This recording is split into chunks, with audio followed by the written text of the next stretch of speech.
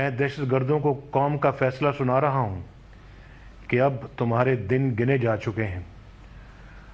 हमारे बच्चों को निशाना बनाकर हमारे मुस्तकबिल पर हमला करने वालों के लिए यहां कोई जाए पनाह नहीं। पाकिस्तान की सरजमीन तुम्हारे लिए तंग हो चुकी है।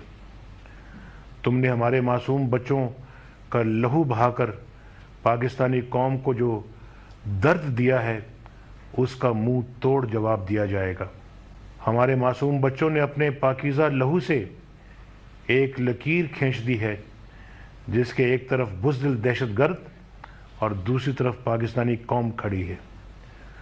बतौर वज़ीर आज़म दहशतगर्दी के खिलाफ जंग की क़यादत करना मेरी जिम्मेदारी है और मैं इस जिम्मेदारी को इंशाअल्लाह हर कीमत पर निभाऊंगा।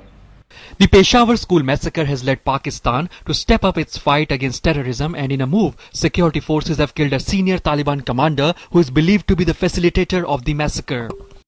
Named as Saddam, the militant was killed in a gunfight with security forces in the restive Khyber tribal area. However, the extent or capacity of his involvement in the attack is not yet known. He is also believed to be the planner of killing of 11 security personnel and 8 scouts in Khyber Pakhtunkhwa last year. Meanwhile, Pakistani government has announced the formation of a federal counter-terrorism force, directed financial bodies to check funding to militants and set up a panel for implementing the plan to deal with the scourge. The decision was taken at a high-level meeting chaired by Prime Minister Nawaz Sharif, where the National Action Plan on the counter-terrorism was discussed. Prime Minister Nawaz Sharif was quoted as saying, "I will personally supervise implementation of National Action Plan against terrorism." Pakistan government has also decided to set up special military courts to hear terrorism-related cases. These courts will be staffed by the military officers and will hold fast trials. The Pakistan government will also take nearly 7,000 suspects into custody for having links with banned military outfits across the country.